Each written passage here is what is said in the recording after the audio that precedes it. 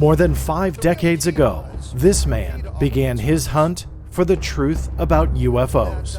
We were able to identify the crew. We had the name of the pilot, Pappy Henderson, and in the Roswell yearbook that Walter Hott had kept, Pappy Henderson's name only appears one time, and it's with his flight crew. His name is Kevin Randle, and beginning as a kid, he has pursued a lifelong interest into the UFO phenomena, and he has spent nearly 3 decades just on the Roswell incident alone. As a result, he's rightfully earned his place as one of the top minds on the topic. Kevin is a retired Army lieutenant colonel. He served in Vietnam, where he accumulated more than 1,100 hours of combat flight time. He deployed again to Iraq in 2003 as an intelligence officer, and he would later also serve with the United States Air Force. Today, Kevin joins me to discuss his decades worth of research, the fact that he has authored more than 80 books, and he will outline just some of his investigations of hundreds of cases and multiple facets to whatever this UFO phenomena is. Stay tuned. You're about to journey inside the Black Vault.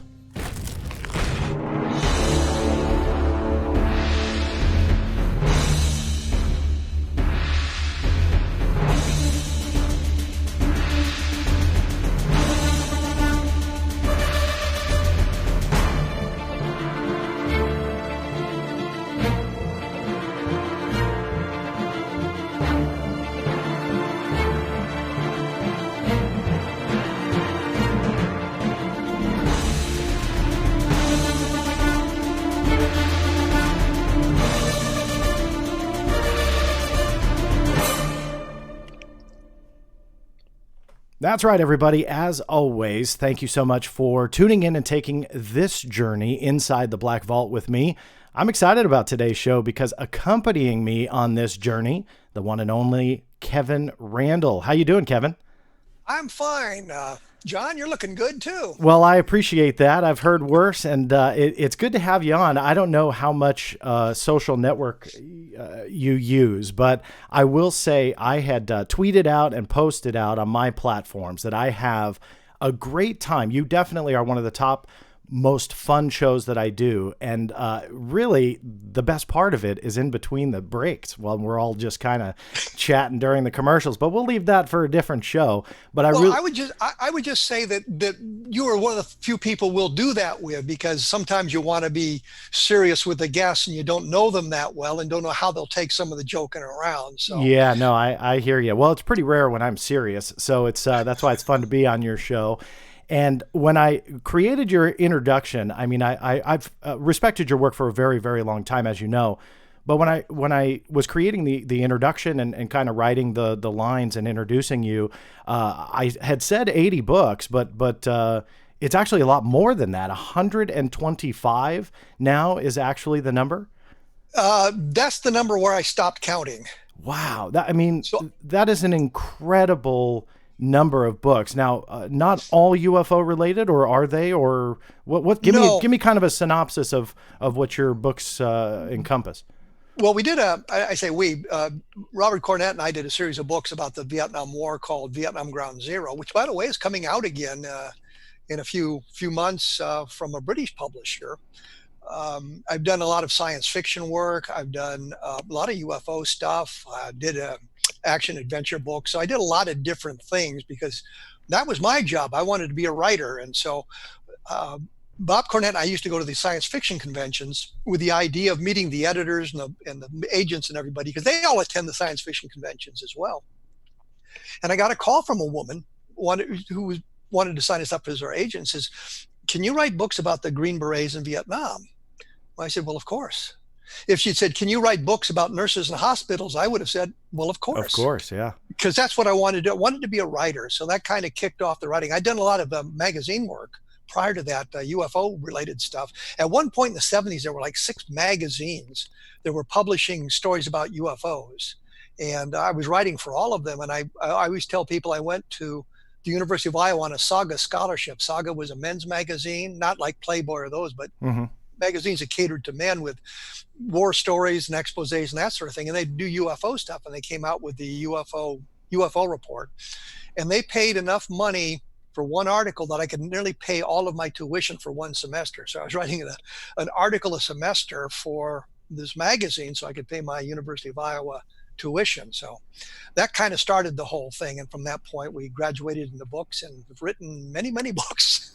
So let me take you back. I mean, your origin story starts similar to mine, where we both seemingly started as a teenager. Now I'm getting into the interest into UFOs, obviously. But that's accurate? You were a teenager when you started looking into the UFO phenomena?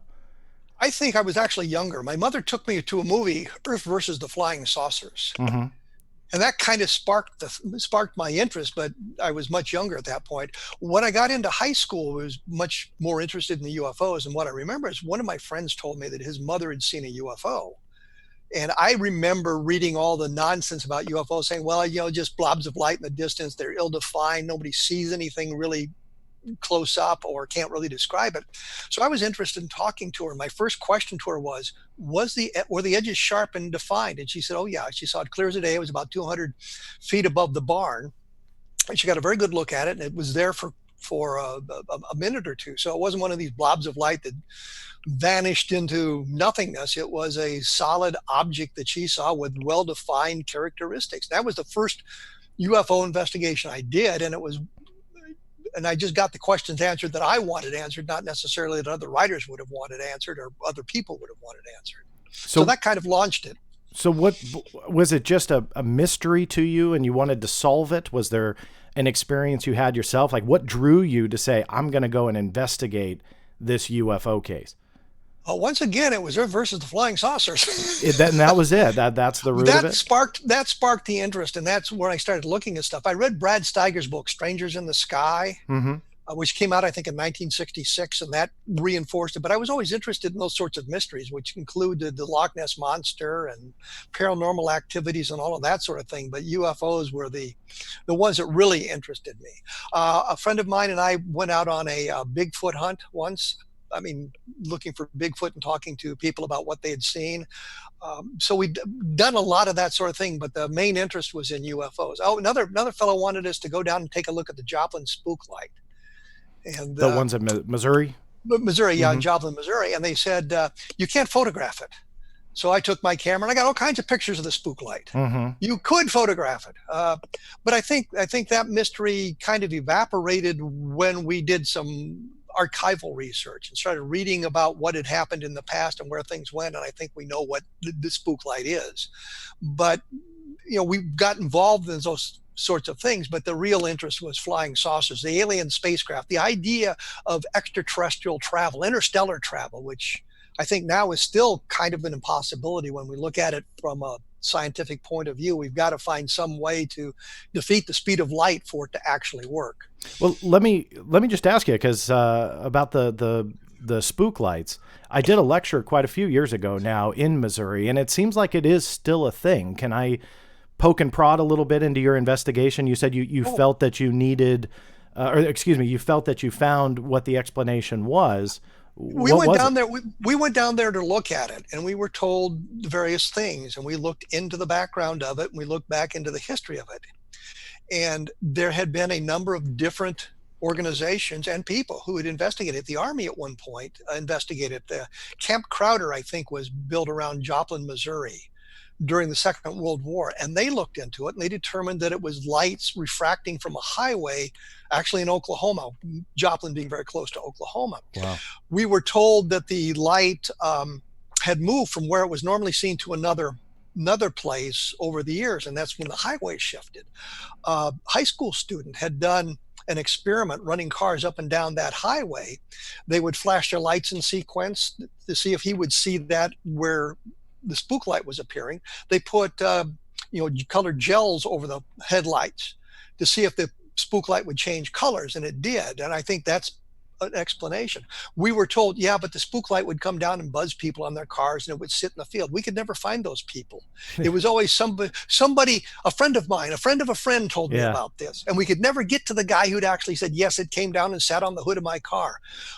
It was clear to us when we got there and we looked at the stuff and the way the thing operated. It appears around sunset, about the time people turn their car lights on, Wow. and it would disappear at dawn about the time people turn their car lights off. We spent several days out there. We talked to people who had come out to visit it. We talked to Spooky Meadows, Hmm. or was it spooky? I don't know if it was spooky or not, but there was the Spook Light Museum. So we Yeah. went in the museum. We were talking there. It was filled with pinball machines, and we talked to a couple of the other teenagers who were in there, and they said, "No, we didn't come to Spook Light. We came to play pinball." That's But funny. And but the but we couldn't trace it back. We heard all the legends about how yeah. well they'd seen it from riverboats, and they'd seen it this and they'd seen it that, but we could never find any documentation that put it beyond the industrial age, where you wouldn't see the lights, Yeah. incandescent lights and that sort of thing. I was just curious about it because, like I said, when I was there, I mean, it still seems like it is a thing, and a lot of these small towns that have these legends and lores. You've got, I know there's one in Texas where the Lubbock Lights. I know there's one. Lubbock lights were UFOs, and I think you're thinking of the Marfa lights. The Marfa Lights, excuse me. Yes, I misspoke. But yes, thank you. But are still, part of the legend and lore, and it's kind of interesting to go to these small towns. I was in Aurora, Texas, where the alien is buried. We did a History Channel program over there that I had produced and written. So I may have been one of the first people to go to Aurora, Texas, to talk to them. I was stationed at Fort Walters, Texas. Aurora is not that far from Fort Walters, and so before I got out of the Army in 1971, I think it was 1972, somewhere in that time frame, before all the interest got generated at Aurora, I went there and talked to the people.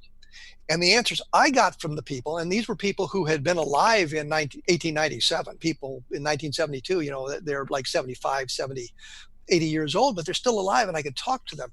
Their stories changed significantly from the time I was there until they started talking to other people who showed up. There is two histories. Wise County, Aurora's in Wise County, Texas. mhm. Two histories that were published, I think, within a decade of the event. The latest being in 1907. No mention of this event at all. Yeah. And you're thinking, here's this major event in this town, and none of the histories of the county reference it. I found that very, very suspicious. You'd think an when event I was like there. that would have been all over. For those who don't know, back in 1897, it ironically happened on my birthday, April 17th, which is why I remember the date. The odds of that are only 1 in 365, but I still think it's very cool. But this legend started that an alien was in a UFO, hit a windmill, crashed. They buried the body. I did the History Channel show for those who are interested. You could look it up. I believe it's on YouTube. It was part of the UFO Files series. But it is interesting, though, to explore these kind of small town legends. I want to segue a little bit, though, into. Well, before we do that, can I say one thing? Of First course. of all, on my blog, I've got a whole the outline, the story of both the spook light and the Aurora, Texas thing. And you go to my blog and you type in like spook light in the search engine, and it'll bring up the story. And the same thing with Aurora, Texas. But the reason I wanted to mention that was I'd taken pictures when I was there, Mhm. and I had lost them. And about a year and a half, 2 years ago, I found them. Oh, wow. So with today's environment, I was able to put them on. So there's some pictures of the Aurora cemetery prior to Yeah. all the hoopla about going to dig up the body and all Yeah. of that sort of. So I had some pictures of Aurora, Texas that I put on my blog. Same thing. There's pictures of the spook light on my blog. So Very good. Well, Kevin, I know you can't see it, but for everybody who's watching on YouTube, whether it's live or on the recorded version, you see Kevin's blog website address right on the screen, right above Kevin's head. It's www.kevinrandle.blogspot.com. Now, Kevin, I know that obviously one of the many topics in this genre that you've looked into, but one that you're very well known for is the Roswell incident. And I want to talk about that. How did you decide or make the decision, hey, I'm going to go after the Roswell incident information and see what I can find out? Was, again, this just an interest thing, or was there something that pulled you towards it? I had absolutely no interest in it. I'd seen the Roswell incident book when it came out in 1980, and I thought, oh, they just repackaged the Aztec case, and I didn't believe the Aztec case. I was at a science fiction convention, funny that way that works, and there were going to be 3 science fiction writers, me included, debating 2 guys up from the Center for UFO Studies about UFOs. We were going to be the con side, they were going to be the pro side. I think actually one of the guys was Frederick Pohl. I remember that for certain. I think the other guy was George R.R. Martin, because he was from this area before he became really, really famous and really, really rich. But when they arrived, it was just Don Schmidt. And I thought, well, it's not fair 3-against-1, and it's a debate, so I switched sides. And so I became one of the pro people on that, and got to know Don at that point. Sometime later, not very much later, I got a call from the Center for UFO Studies from Don Schmidt. They said, we're going to look into the Roswell case, and we think with your military background, that would be of value to us because we'll be talking to former military people for you to accompany us. Would you like to do that? And I said, sure, why not? I think both of us believed that we would go down to Roswell and we would learn what happened really, that we would end the thing in a matter of days. And we got to Albuquerque. We were supposed to meet with Frank Joyce, who was the radio announcer in Roswell, and he was sick and couldn't meet with us. And I thought, well, there's a surprise. We had a meeting with a UFO group or a New Age group in Albuquerque, and they were way outside the box. We didn't want to talk to them. They were no help. We headed down to Roswell. We met Cliff Stone down there. He was not much help, and pulled a stunt that I just thought was hilarious. We're in his living room. He says, excuse me, I got to go outside. And he went out to his car, and he comes back and he's carrying a bunch of papers with a top secret cover sheet on it. And he goes into his bedroom. And I said to Don, well, if he's got top secrets, he better have a vault in his bedroom or he's going to jail. So we didn't get much help from him. The last interview was Bill Brazel, son of the man that found it. Met him in Carrizozo at the I forget the name, the Outrigger, the Out something, the Outpost Cafe in Carrizozo. Got pictures of him outside, Bill Brazel outside. Got a picture of Don Schmidt and Bill Brazel on the crash site, actually.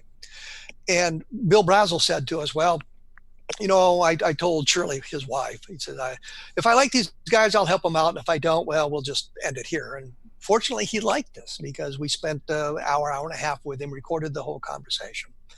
And as we left, going back to Albuquerque to catch the planes home, I said, there's more here. There's much more here. We've got to come back. And we came back a month later, and then we met with... Kevin, I lost you. I lost your audio, if you can hear me.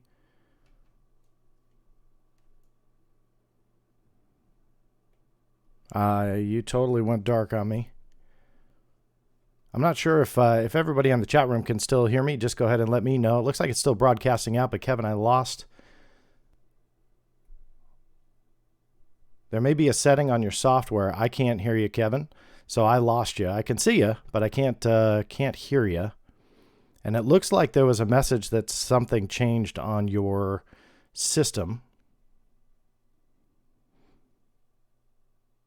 No, I can see your lips move, but I can't hear you. For those watching live, obviously this is just part of the live blunders, but it looks like maybe Kevin's mic. So Kevin, if you can hear me, there's an input setting probably on your software, and I saw a pop-up on your screen that said it had switched. So if maybe on your screen, it'll probably be at the bottom, and then there's a microphone with an arrow pointing up. Should be on the bottom left, an arrow pointing up. You can click on that, and then you'll be able to switch your audio input to whatever your sound is.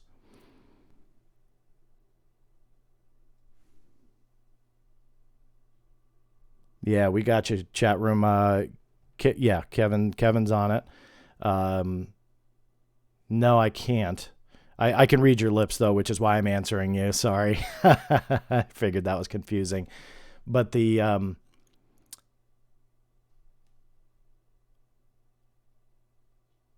Yeah, the only thing I could recommend is on that bottom left, where by that speaker icon with an arrow pointing up. When you click on that, it'll come up with a bunch of different audio settings there.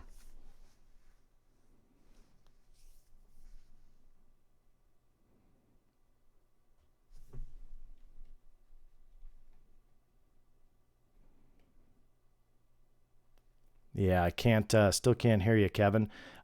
If you want to close if you still have the link, you're more than welcome to close the software and then come back into the room to see if that happens.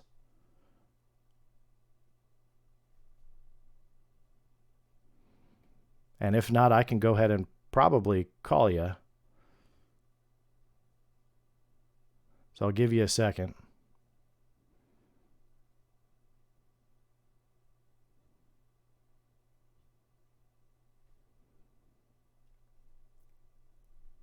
No. I could see your lips move. That's why I'm answering, but no, I can't hear you. That I can't read. I'll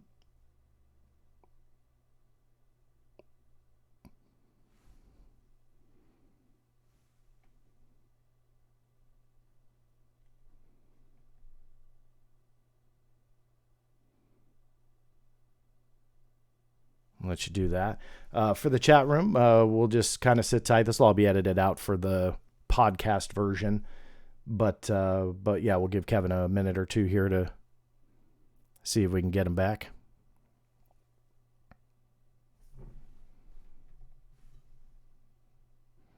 Yeah, tech is never any fun there. Corno 2483. No, I see you though. You can either shake your head or nod your head, but the bottom left, you can't switch the audio.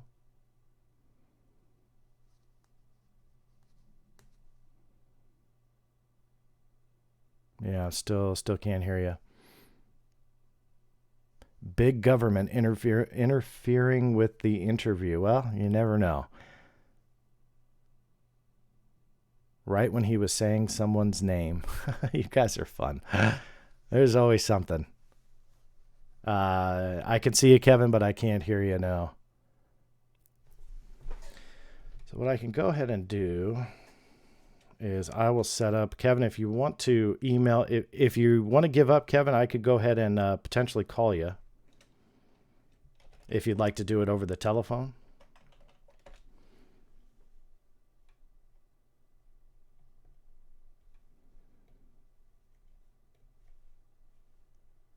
Yeah, I can't lip read on that one. The only thing I could recommend, Kevin, is if you want to stop the software, just close it out and then re-click on the link and restart it and see what happens.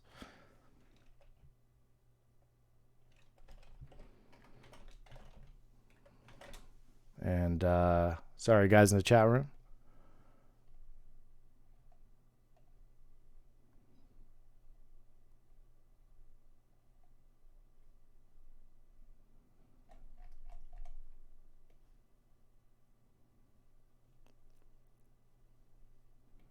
All right, so I'm going to go ahead and pause this for the chat room. You're going to see the vault. Don't go anywhere if anybody's worried.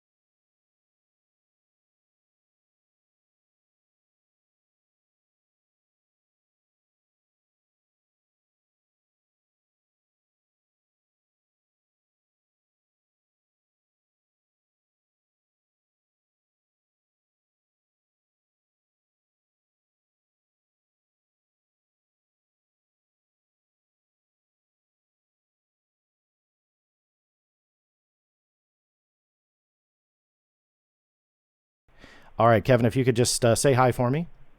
Hi. Okay. I want to make sure that everybody can hear Kevin. I believe so. Everything's feeding out. He's going to be using his phone now, but we can still see him. I'm glad you left the webcam on. I didn't even think about doing that.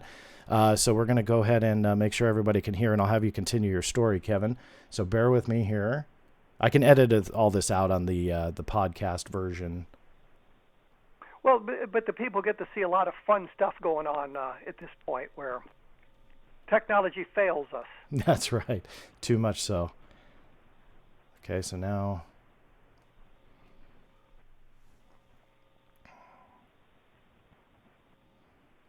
All right, hold on one second. I'm just going to get confirmation that everybody can hear Kevin. Okay. All right, so we can hear you, Kevin. So I'm going to go ahead and, if you remember where you left off, go ahead and continue where you left off. Easier said than done. I believe you had said you were talking about like a restaurant that you had met at, and you were thinking about the name, and then that's around where I thought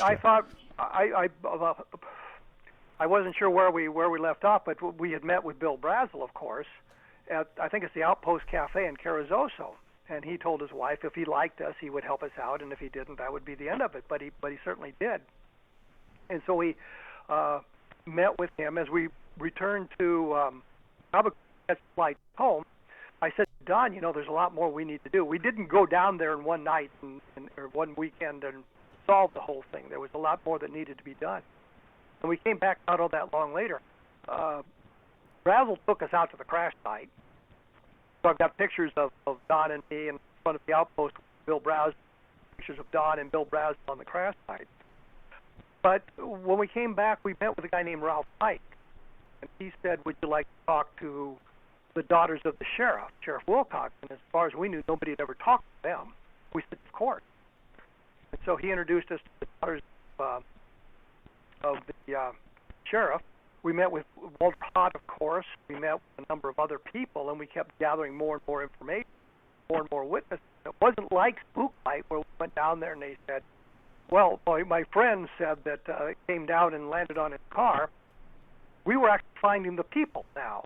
We were talking to the people. Walter Hott was involved. We learned of Edwin Easley, for example, the provost marshal, and we were able to talk to him. So we were getting the people who were involved in this thing, and it became a much bigger story. I need to interject because I'm having a technical issue here that I can't stream out. I think switching to the phone is creating an issue on the system broadcasting out because now I'm doing a different audio.